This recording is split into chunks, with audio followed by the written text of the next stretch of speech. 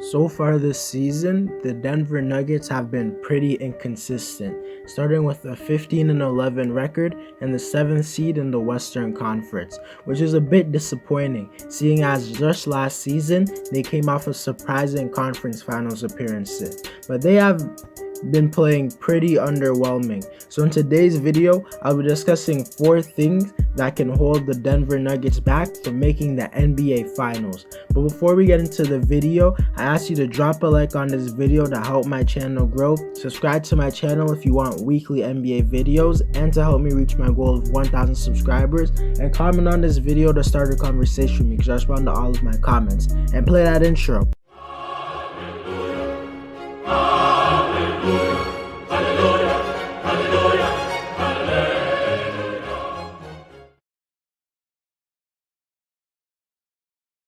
The first issue I think this Denver Nuggets team has faced is the fact that Jamal Murray has fallen back down to earth. And I say this because we all know last year in the postseason, Jamal went berserk and played like a superstar. As in the playoffs, he was looking elite, hitting very difficult shots with consistency, and he was able to be a big reason to why the Nuggets made it all the way to the conference finals. In the postseason, he averaged 26 points and 6 assists while shooting 50% from the field and 45% from 3. And going into this year, most people expected Jamal to take the next step, but he simply hasn't improved, as he's averaging his usual 18 points and 4 assists, shooting 44% from the field and 34% from 3. And this is a big problem, since going into the playoffs, if Denver wants to even have a chance to win the championship, Jamal needs to play like his bubble self. And I'm not saying he's not capable of playing like that when the postseason comes, but what I'm saying is that there's a chance that his bubble play was just a hot streak, and now he might just be his usual self in the postseason. And to start the year, he hasn't shown any improvement, so it's not a good sign.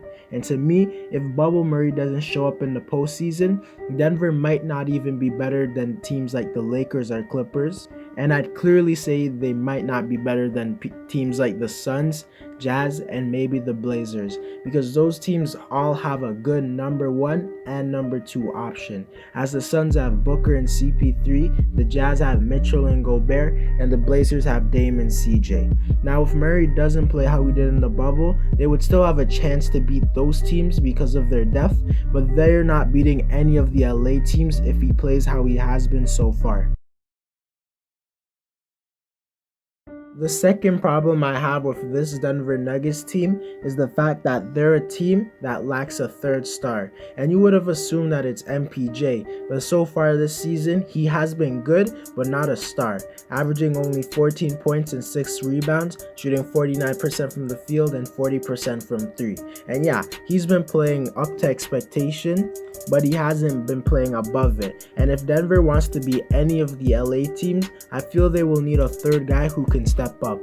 And outside of MPJ, the only guy I can see doing that consistently is maybe Will Barton, but he's only averaging 11 points per game to start the year. And teams like the Suns have a strong third guy, DeAndre Ayton, or even Mikal Bridges. The Jazz have Mike Conley or Bogdan Bogdanovic, and the Blazers have Yusuf Nurkic. So to me, if they want to beat one of those teams, they will need to step up. And this is why I think they should have tried harder to keep Jeremy Grant, since he would be a perfect star with them. But I question if he would be able to play how he is in Detroit in Denver. But since Murray is one of the more inconsistent players in the league, if he has one bad game in the playoffs, Denver won't stand a chance to win unless someone else stands out. And out of all of their players, I think it's most likely to be MPJ who will step up, but we'll have to see. The third problem I have with this Denver Nuggets team is the fact that, to me, they have no lockdown defenders. If you look down the roster, Jamal Murray is at best an average defender, Michael Porter Jr. is a below average defender, and you could argue that he's a liability on that end, as teams always try to get their star players to attack him one-on-one, and they're often successful. I won't cap, Gary Harris is actually a pretty good defender, but to me, he's not elite, but he's good for sure, especially against guards. Will Barton is a solid defender, but he's not a lockdown guy.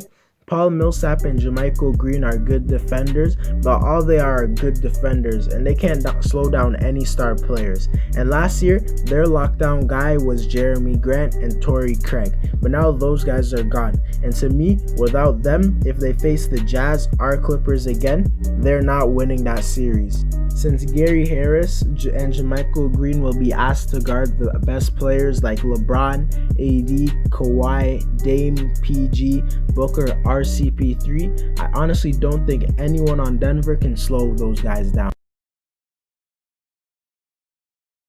The fourth issue I feel this Denver Nuggets team will face is not specifically due with them, but it's more about the fact that the Clippers and Lakers have looked like better teams this year. And if Denver wants to make it to the finals, they definitely will have to beat one of those teams, maybe even both with the way they've been playing.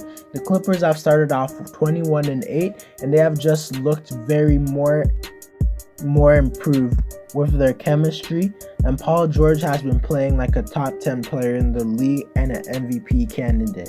And the addition of Serge Ibaka has proven to be a very good signing. And as of right now, I think the Clippers are significantly better than Denver, and they would win in a series if they ever were to match up. And the Lakers were always significantly better than Denver, but now they have added more depth and pieces, whereas Denver has lost depth. So I think the gap between the two teams has got even bigger. To conclude the video, I still think Denver is the fourth most likely team to make the finals out of the West, purely based on what they did last season. But I am way more down on them than I was before. And I would choose the Jazz, Clippers, and Lakers to make it over them, but they're still dark horse contenders for sure. And I expect them to bounce back, and hopefully Jamal Murray. Anyways guys, that's it for the video. Let me know if you think Denver can make it all the way to the NBA Finals. Drop a like on this video to help my channel grow. Subscribe to my channel if you want weekly NBA content and to help me reach my goal of 1,000 subscribers. And comment on this video to start a conversation because I respond to all of my comments. And I'm out!